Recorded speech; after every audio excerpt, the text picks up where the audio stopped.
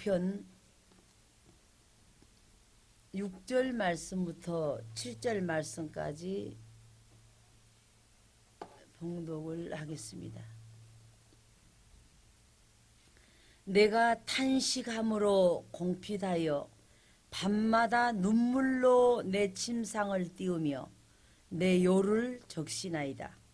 내 눈이 근심을 인하여 새하며 내 모든 대적을 인하여 어두웠나이다. 여기까지만 봉독을 하겠습니다. 이 시간 성가대의 특별 찬양이 있겠습니다. 제일 은혜로운 것 같아요. 오늘 봉독해드린 시편 6편 6절부터 7절 말씀에 의지해서 하나님께 드릴 눈물이라 하는 제목으로 함께 하나님 말씀에서 은혜를 나누고자 합니다. 시편 6편 6절부터 7절에 기록된 말씀은 다름이 아닌 다윗 왕이 하나님께 범죄하고 참회하고 자복하는 내용을 소개하고 있습니다. 그가 그 지은 죄가 그렇게 뼛속까지 깊을 줄을 몰랐습니다. 그래서 그런 눈물을 흘리는 것이 그것이 강이 되어 요를 적시고 밤마다 그 눈물이 오늘날로 말하면 우리가 있는 침대를 적시고 요를 적시 이불을 적셔서 그것이 썩어 들어갈 정도로 하나님께 울기 시작합니다.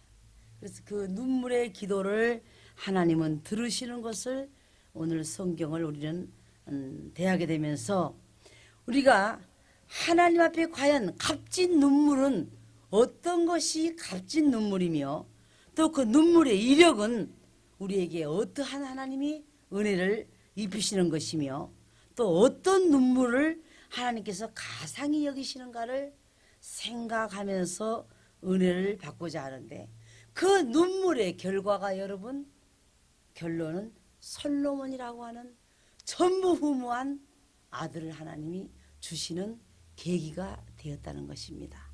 그러므로 우리는 하나님 앞에 비록 우리가 조금 잘한 것이 있다 할지라도 죄인이로소이다. 하나님 제 생각은 그것이 옳은 것 같은데 하나님 앞에서는 제가 가만히 생각해 보니 그렇게 잘한 것은 아니군요. 이렇게 우리는 요를 적실 정도의 그러한 눈물이 필요한 것입니다. 어떤 작가가 아침 TV에 나와서 작품을 보고 유열이 낭자한 그림을 보면서 그는 그 그림을 놓고 그런 말을 했습니다. 이야말로 살아있는 그림이다. 이건 추상화가 아니라 사람이 칼로 상대방이 해해졌을 때에 흘리는 뚝뚝 떨어지는 핏방울이 아니고 실제로 그가 이 고난에서 죽음에서 빠져나온 사람이 아니고서는 이런 작품이 나올 수가 없다. 이런 말을 그 비평가가 하고 있습니다. 그걸 보면서 우리가 인생을 산다고 하는 것은 우리의 생각에서 오는 어떤 이론이나 그럴 것이야 하는 어떤 우리가 알고 있어. 그건 답이 뻔한 거 아니겠어? 이런 정도가 아니라 실제로 내가 정말 피눈물을 쏟는 그런 그 고난을 통과하지 않은 자는 피눈물을 쏟는다는 말이 내 피부에 와서 닿지를 않습니다. 그렇기 때문에 그 작가는 체험이나 이론은 하늘과 땅과 같이 다르다. 똑같은 내용을 말할지라도 그림을 그리는 하나의 그림을 가지고도 그렇게 말을 하고 있습니다. 첫째, 오늘 이 눈물 가운데 회개의 눈물이 있습니다. 다윗은 하나님께 모든 잘못된 것을 회개하는 눈물로 들어갑니다. 그러므로 그런 죄악의 씻김을 받게 되는 것입니다. 참된 기도는 죄를 양식으로 삼고 눈물을 음료로 삼는 기도라는 사실을 우리는 생각해야 됩니다. 시편 102편 9절에 보니까 나는 죄를 양식같이 먹으며 나의 마심에는 눈물이 섞여 싸우니. 여러분, 죄를 먹을 수가 있습니까? 모든 그 물건이 타고난 그 찌꺼기가 죄 아닙니까? 자기는 그렇게 영양가 없는 것을 먹고 앉았다는 겁니다. 영양가 없는 것을 정말 하나님으로부터 과연 나를 어떻게 쓰시겠길래 이렇게까지 하나님이 단련을 시키겠는가. 죄를 나는 양식으로 삼고 눈물을 음료로 마시고 있다. 이런 말을 하고 있습니다. 나의 마심에는 눈물이 섞여 있습니다. 또 성경은 가슴을 치며 회개하는 것은 응답의 약속을 반드시 보장받는 일이라고 말씀하고 있습니다. 누가복음 18장 13절에 세리는 멀리 서서 하나님께 가까이 나오지도 못합니다. 내가 다른 사람에게 세금을 과중하게 먹였지요. 다른 사람에게 내가 착취한 건 아니지만은 어떤 그러한 그 세금을 걷는다는 명분으로 억울한 일도 내가 많이 했지요.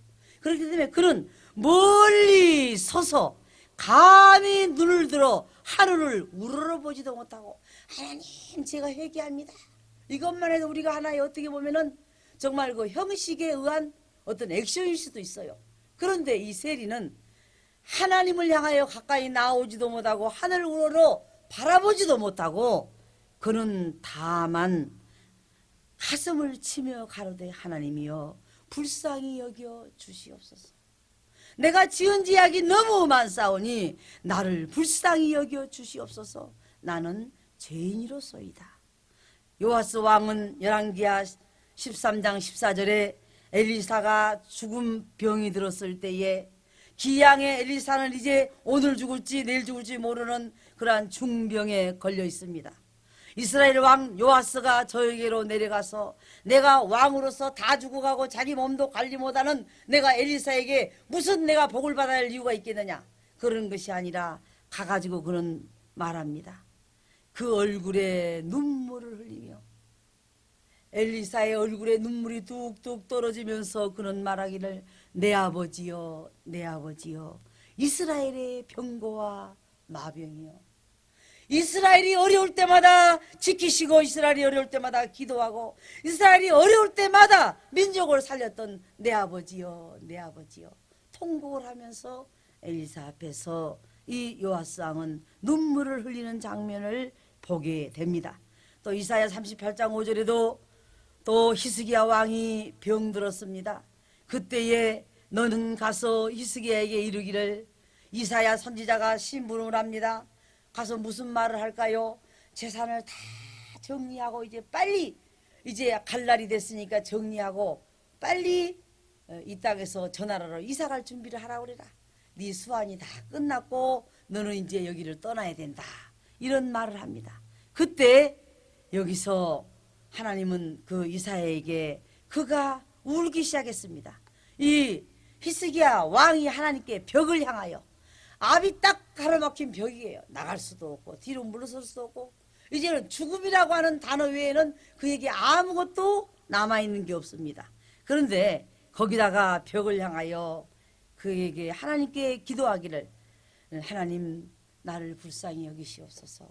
내가 전심과 진심으로 하나님께 행했던 것을 추억하옵소서. 하나님 한번 기억해 주세요. 옛날에 내가 언제 이렇게 했고 언제 이렇게 했고 언제 내가 하나님께 이런 충성을 하던 때도 있지 않았습니까? 하나님 기억해 주세요. 그럴 때 하나님은 이런 말을 합니다. 내가 내 기도를 들었고. 여러분 전능하신 하나님 만군의 여호와가 저와 여러분의 기도를 들었다고 하는 것은 왕이 탄원서를 들은 것보다 거기다 비교할 수 있을 것 같아요. 하나님이 내가 내 기도를 들었다. 내 눈에 눈물을 내가 보았노라 그렇습니다. 더 살려달라고 네가 눈물을 향하여 벽을 향하여 눈물을 흘리는 장면을 내가 하늘에서 다 내려다 보았다. 그러니 내 수완을 15년 더 살도록 연장시켜 주겠다. 하나님의 응답은 눈물의 기도는 응답이 왔습니다. 욥기 16장 20절에도 욥은 오히려 이런 말을 합니다.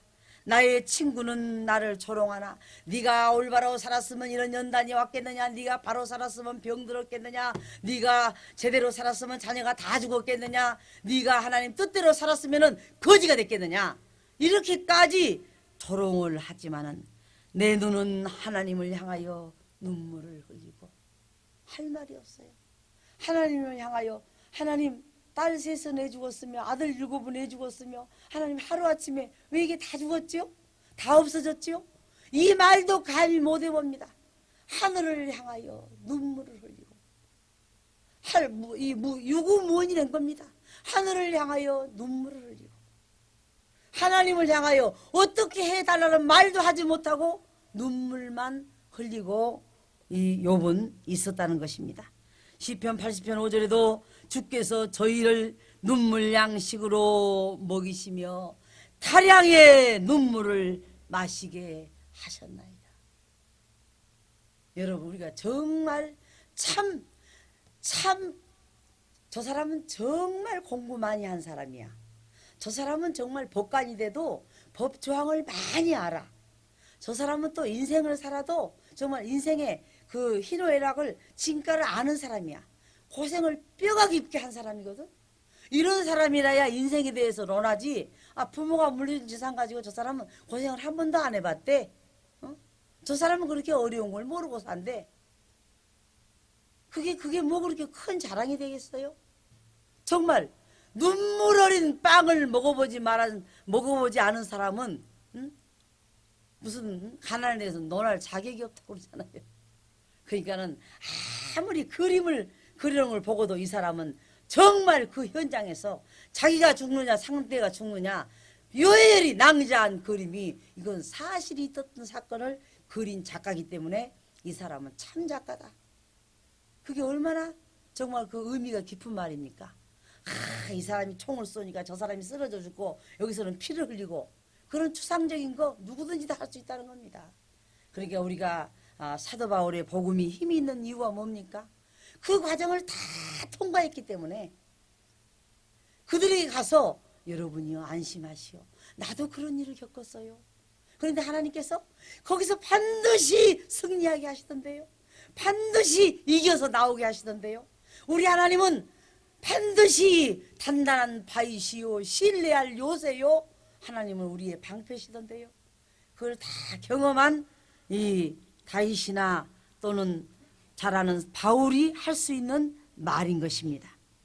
주께서 저희를 눈물 양식으로 먹이시며 타랑의 눈물을 마시게 하셨나이다. 시편 42편 3절에도 사람들이 종일 나더러 하는 말이 내 하나님이 어디 있느뇨 하니 내 눈물이 주야로 내 음식이 되었도다.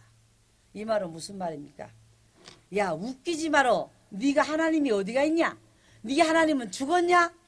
그 하나님은 1년이 가도 문제가 해결이 안 되고 2년이 가도 문제가 해결이 안 되고 3년이 가도 안 되고 30살이 돼도 문제가 해결이 안 되고 살아있는 하나님이라면 기적을 빨리빨리 베풀어서 문제가 해결돼야지 아직도 그러고 있는 거 보니까 네 하나님이 어디 있느냐? 그렇지만 다윗은 경험을 많이 했거든요. 목동 주제에 하나님이 그를 이끌어내가지고 많은 은혜 베푼 것을 여러분 이 부잣집에서 자란 아들들을 유학 보내놓으면은 아주 강건한 간 겁니다. 가난해가지고 같이 어머니 누룽지 한 숟갈 더 잡수세요. 국수 한 젓가락 더 드시죠. 이런 부모와 자식은 안 떨어집니다. 왜? 같이 고생을 하고 같이 살아남았기 때문에. 그러나 돈 실컷 줘가지고 보내놓은 자식은 있는 것 좀 썩기로 손이 부모님 기분 나쁘세요? 이래가지고 오히려 여러분 양자를 드릴 때도요 가난한 집에서 양자 드리면 나중에 그 부모가 두드려 맞는데요. 가만히 놔뒀으면 부잣집으로 양자 갈 텐데 당신이 왜 거지 같은 집에서 나를 데려다가 나를 왜 고생시켰어? 나 선택받아갖고 부잣집으로 나 양자로 들어갈 텐데 당신같이 고생시키려고 그런 집안에서 나를 데리고 와서 왜 나까지 고생시키냐고.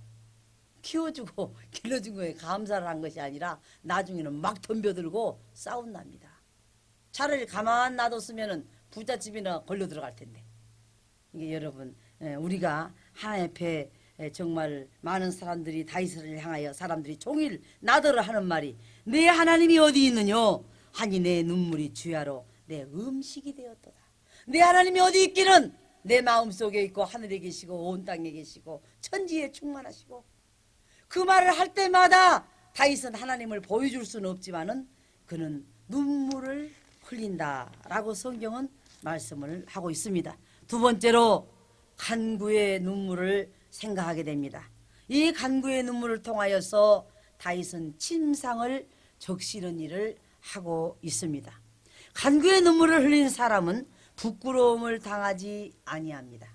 사무엘상 1장 10절에 보니까 한나가 마음이 괴로워서 여호와께 기도하고 통곡하며 서원하여 가로되 만군의 여호와여 만일 주의 여종의 고통을 돌아보시고 나를 생각하시고 주의 여종을 마음에 주시면 아들을 주시면 주의 여종을 아들을 주시면 내가 그의 평생을 여호와께 드리고 삭도를 그 머리에 대지 아니하겠나이다. 얼마나 이 분인나가 격동을 시켰습니까? 네가 큰 부인이면 뭐하냐? 너는 자식 하나도 낳지 못했지 않냐? 나는 아들들을 주르륵 나놓고 남편 사랑 다 받고 있는데 너는 자식 하나도 못 낳은 여자가 무슨 여자냐? 계속 서러움을 받는 거예요. 그러니까 이 여자는 완전히 술 취한 여자처럼 낮에 성전에 중얼중얼 하니까 엘리시아 선생이 여자에게 대낮부터 포도주에 취해가지고 성전에 들어와서 그만 술주정하고 나가라고 말이야. 뭘 이렇게 쭈글쭈글 하고 앉아있냐고. 그래서 제사장이 그랬죠. 제가 취한 것이 아닙니다. 여호와께 내 원통함을 지금 하나님께 토하고 있습니다. 원통한 것을 기도한다고 그랬죠. 통곡하며 서원하여 가로되 만군의 여호와여 만일 주의 여종의 고통을 돌아보시고 나를 생각하시고 주의 여종의 아들을 주시면 내가 그의 평생을 여호와께 드리고 삭도를 그 머리에 대지 아니하겠나이다. 구별하여서 나실인으로 하나님의 종으로 길러 하나님께 드리겠다. 그 말입니다. 또 창세기 27장 34절에 보면 에서가 그 아비의 말을 듣고 방성대곡하며, 방성대곡이라고 하는 건요 적당히 흐느껴 울고 통곡하는 거하고 다릅니다. 이럴 수가 있습니까? 하나님 그럴 수가 있어요. 이 억울하다 못해서 벌쩍벌쩍 뛰면서 우는 겁니다. 너무너무 하나님 애석합니다. 너무너무 원통합니다. 이런 일이 일어날 수가 있습니까? 그것이 바로 성경은 에서가 그 아비의 말을 듣고 방성대고 가며 아비에게 이르되 내 아버지여 내게 축복하소서 내게도 그리하소서. 여호와의 빌복이 어찌 하나뿐 일이니까 하나님 나에게도 남아있는 축복을 조금 빌어주세요. 빌어봐야 그렇게 큰 복이 안 될 것 같으니까 여러분 하나님이 우리를 축복 아무나 붙들고 축복하는 것 같아요? 다 그에게 맞는 축복을 주셔요. 맞는 축복을. 여러분 얼마나 우리가 보면은 그 비현실적인 축복을 구할 때가 있는 줄 알아요? 밥상을 차리는데 간장을 찍어 먹어야 되는데 큰 다라이를 하나 주세요. 간장을 거기다 한 대나 갖다 구워야 뭘 찍어 먹을 수 있나. 바닥에 쫙 깔려가지고 그 어떻게 간장국 그릇이 되겠어요. 그게 그릇이 간장 그릇은 조그마 해야 간장을 찍어 먹지. 이게 하나님이 다 알아서 우리에게 축복을 하시는데 그건 싫어요. 그거 말고요. 저 큰 다라이에다가 간장 한 숟가락 갖다 퍼놔버려요. 간장이 그거 다 발라져가지고 간장도 못 먹게 되고 그릇도 버리게 됩니다. 그래서 하나님께서 다 필요에 따라서 주시는 겁니다. 어쨌든 간에 내게도 그리하소서 해도 그에게 그와 같은 그에게 맞는 축복을 빌었지 야곱과 같은 똑같은 복을 빌진 않았습니다. 하나님께 가장 강력한 무기는 성도의 눈물입니다.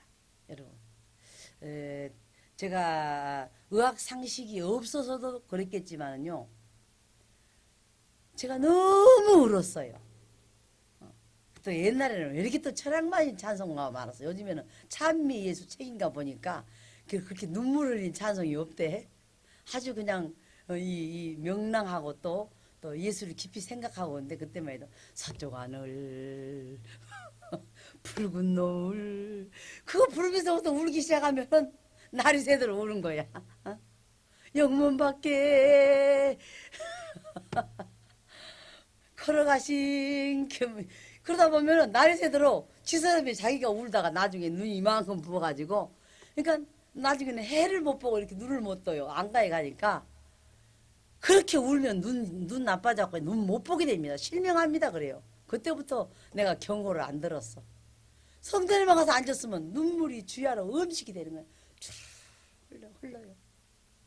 그러니까 기도의 응답은 얼마나 빠른지 몰라요. 눈물의 기도는 역사하는 힘이 커요. 그런데 그만큼 그 육은 우리가 무릎도 과다 있으면 관절이 와요. 이 눈도 좀 이렇게 적당히 써야 되는데 컴퓨터가 좋다고 24시간 막 들여다보고 있어 봐요. 눈알이 상하겠어요, 안 상하겠어요? 눈물을 너무 흘리고 제가 해를 못 봤어요. 해를 보면은 눈이 부셔가지고 한참 눈을 감고 서 있어야지 이 눈이 부셔서 다시 내가 내 눈으로 돌아오려면 시간이 많이 걸렸었어요. 근데 어쨌든 간에 너무 많이 울었던 생각이 납니다.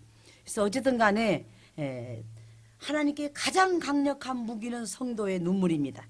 시편 39편 12절에도 여호와여 나의 기도를 들으시며 나의 부르짖음에 귀를 기울이소서. 내가 눈물을 흘릴 때에 잠잠하지 마옵소서. 대전하는 주께 객이 되며 거류자가 됨이 나의 모든 열조 같으니이다. 예수께서도 그렇게 심한 통곡을 보이셨죠. 히브리서 5장 7절에 그런 육체에 계실 때에 자기를 죽음에서 능히 구원하실 이에게 십자가를 비켜가게 할 수도 있고 십자가를 안 지게 할 수 있는 능력의 권한을 다 갖고 계신 만군의 여호와 하나님께 그가 심한 통곡과 눈물로 간구와 소원을 올렸고 그의 경외하심을 인하여 들으심을 얻었느니라. 그것은 십자가를 지지 않아도 된다는 응답을 받은 것이 아니라 십자가를 질 능력을 얻은 겁니다. 십자가를 이제 지겠습니다 하는 여러분 힘을 얻은 거예요. 우리 기도는 내가 원하는 대로 응답이 온 것만 응답이 아니에요. 감당할 수 없을 때 감당할 수 있는 힘을 준 것도 하나님 응답입니다. 그래서 예수님은 결국은 심한 통곡과 눈물로 간구와 소원을 올렸고 그의 경외하심을 인하여 들으심을 얻었다 그랬습니다. 에레미야 9장 1절에는 어찌하면 내 머리는 물이 되고 내 눈은 눈물의 근원이 될고 그렇게 되면 살육당한 딸 내 백성을 위하여 주야로 고하리로다. 이것은 지금 에레미야 애가죠. 에레미야가 지금 이스라엘 백성들이 포로로 결국은 끌려갈 날이 다가왔습니다. 그렇게 끌려갈 테니까 너희가 우상을 버려라. 하나님만 잘 섬겨라. 아무리 말해도 말을 안 듣더니 결국은 오직하면은 이 에레미야는 그런 말합니다. 내 머리 자체가 다 뇌가 없어져 버리고 여기다 물을 하나 담고 다닐까? 그래가 여기 탁 눈만 뜨면은 그냥 눈물이 주르륵 흘러가지고 내 백성 처녀 내 백성을 위하여 정말 눈물의 구렁이 내가 돼버릴까? 이렇게 울고 이거리 저거리를 다녀도 쟤들이 말을 안 들으면 어떡하나? 이게 얼마나 자기 백성들이 포로로 끌려갈 그 고난을 앞에 놓고 에레미야 선지자는 이런 말을 하고 있습니다. 내가 주야로 고급하리로다. 낮이고 밤이고 내가 통곡을 하고 싶다 그 말입니다. 에레미야가 1장 16절에도 이를 인하여 내가 우니 내 눈에 눈물이 물같이 흐르며 나를 이루하여 내 영을 소송시킬 자가 멀리 떠났음이라. 이제 내 눈에 눈물이 물같이 흐른다. 그냥 눈물이 아니라 시냇물같이 흐른다는 겁니다. 애가라고 하는 건 슬픈 노래예요. 내 백성이 결국은 가는구나. 어디로 가느냐? 바벨론으로 끌려가는구나. 그래서 이 눈에 시냇물같이 눈물이 흐른다는 겁니다. 또 에레미야가 2장 18절에는 저희 마음이 주를 향하여 부르짖기를 처녀 시온의 성가가 너는 밤낮으로 눈물을 강처럼 흐를지어다. 처녀 시온의 성가가 너는 눈물을 밤낮으로 흘릴지어다. 스스로 쉬지 말고 내 눈동자로 쉬게 하지 말지어다. 잠도 자지 말고 밤이고 낮이고 눈을 뻔히 뜨고 여호와 앞에 살려달라고 울어라. 울어야 된다. 울어라. 계속 그랬죠. 우라고. 오직하면은 겟세마네 동산으로 갈 때 여자들이 예수님 십자가 지고 가시니까는 따라가면서 예수님하고 우니까 예수님 뒤돌아보면서 예루살렘 여자들아 내가 너희에게 부탁한다. 나를 위하여 울지 말고 너와 내 자녀를 위하여 울라. 나는 하나님이 정해진 예정의 길로 가지만은 너와 네 자녀들이 문제다. 앞으로 너와 네 자녀들이 하나님 뜻대로 안 살아가지고 또 어려움을 겪는다면 어떡하겠느냐. 너와 내 자녀들을 위하여 너희가 차라리 울어라. 이렇게 말을 하고 있습니다. 내 눈동자로 쉬게 하지 말지어다. 또 에레미야가 3장 48절부터 49절에 보면은 처녀 내 백성의 파멸을 인하여 내 눈에 눈물이 시내처럼 흐르도다. 내 눈에 눈물이 그치지 아니하고 쉬지 아니하며. 여러분, 그래서 에레미야 선지자를 가리켜서 눈물의 선지자라고 그러죠. 그렇게 울더니 울어줘서 고맙다 한 게 아니라 그 백성이 저 노인만 없으면은 저 청승 맞은 꼴을 안 보겠다고 돌로 때려서 죽여버렸어요. 저 노인을 죽여야 우리가 저 재수없는 눈물을 안 보겠다. 죽여버렸어요. 그렇게 운 선지자가 나왔습니까? 그 뒤로?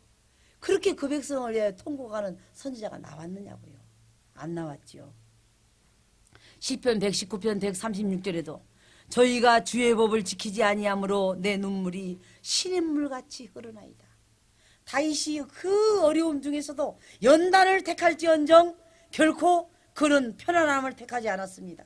그럴 때 그는 말하기를 하나님의 백성들이 하나님의 법을 지키지 아니하므로 내 눈물이 시냇물같이 흐르나이다. 세 번째로 감사의 눈물입니다.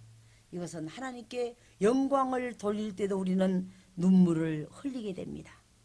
눈물을 흘리며 씨를 뿌리러 나가는 자만이 기쁨으로 단을 거두어 들여오는데 시편 126편 5절부터 6절에 보니까 눈물을 흘리며 씨를 뿌리러 나가는 자는 기쁨으로 거두리로다. 울며 씨를 뿌리러 나가는 자는 정녕 기쁨으로 그 단을 가지고 돌아오리로다. 요한계시록 21장 4절에도 하나님이 우리의 그 애통함이나 우리의 그 눈물이나 우리의 그 고난과 우리의 아픔을 아시고 무슨 말씀을 합니까? 계시록 21장 4절에 모든 눈물을 그 눈에서 씻기심에 다시 사망이 없고 애통하는 것이나 고가는 것이나 아픈 것이 다시 있지 아니하리니 처음 것들이 다 지나갔음이라. 우리의 눈물이 마를 날도 옵니다. 우리의 눈물이 그칠 날도 옵니다. 우리의 애통하며 회개하며 기도하던 그 기도도 중단될 날도 옵니다. 우리는 하나님께 할 수만 있으면은 하나님의 앞에 이와 같은 그 눈물의 기도가 끊이지 않아야 됩니다. 또 계시록 7장 17절에 보니까 요한계시록 7장 17절에 이는 보좌 가운데 계신 어린 양이 저희의 목자가 되사 생명수 샘으로 인도하시고 하나님께서 저희의 눈에서 모든 눈물을 씻어주실 것입니다. 다리가 안 아프면 손이 아프고 머리가 안 아프면 속 내장이 아프고 태어나서부터 요즘에는 소아 당뇨, 소아 무슨 중풍 이 성인병이 어린 아이 때부터 오기 시작하더만요. 20살 넘어서 30세 넘어가면서 병이 오는 줄 알았더니 무슨 혈액암이라고 해가지고 또 무슨 뭐라 가지고 그거보다 백혈병에다가 갑자기 건강하게 직장 갔다 오후에 와서 푹 쓰러져가지고 병원에 가면 백혈병이라 2달밖에 못 삽니다. 하면은 그냥 2달 기다리다 가던데요. 그러니까는 참 우리가 살았다 할 것이 없어요. 그래서 예수님은 말씀합니다. 우리에게 말씀하시기를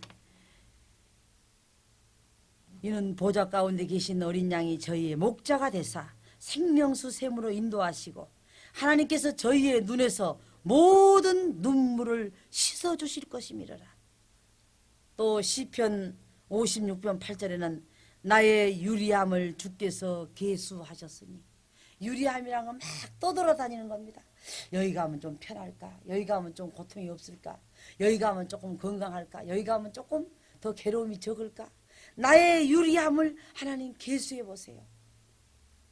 어디가 덴마크에 가서 한 달 살다가 미국 가서 한 달 살다가 복지국가에 가서 한 달 살다가 이 땅에서 아무리 좋은 데만 돌아다니면서 산다 해도 우리에게서는 눈물이 떠나질 않지요.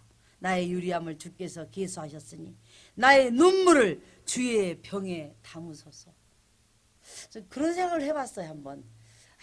아주 가장법을 쓴다면 눈물을 담은다면 이 큰 도람감이라고 옛날에 그러나요? 그리 하나는 되지 않았을까? 여러분 굉장히 말이 너무너무 뻥튀기한 것 같죠? 저는 그 생각을 해봤어요. 도람감으로 물이 한 깡은 되지 않았을까?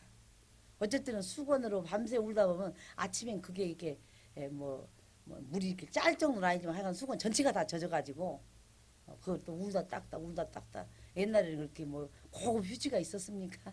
그래서 수건 하나 갖고 와가지고 또 집에 와서 빨고. 근데 어쨌든 참 눈물을 많이 흘렸죠. 나의 유리함을 주께서 계수하셨으니 나의 눈물을 주의 병에 담으소서. 이것이 주의 책에 기록되지 아니하였나이까. 네가 이렇게 두루마리 책에 기록된 대로 왔고 네가 이렇게 하다 가며 이렇게 하다가 너는 하늘나라 오라 기록되지 않았습니까? 나의 모든 눈물을 한번 하나님 병에다 한번 담아보세요. 그 양이 얼마나 되나. 주의 병에 한번 담으소서 이렇게 말하고 있습니다. 오늘 말씀의 마무리를 짓고자 합니다. 참회와 통안의 눈물을 흘리고 간구와 도고의 눈물을 흘린 자만이 기쁨과 감사의 눈물을 흘릴 수 있음을 우리는 알아야 되고, 또 하나님의 존전에 우리의 눈물을 쏟아 부어야만이 하나님의 은혜를 체험하는 성도가 된다고 하는 사실을 우리가 알면서 저와 여러분이 이와 같은 은혜를 잊기를 간절히 축원합니다.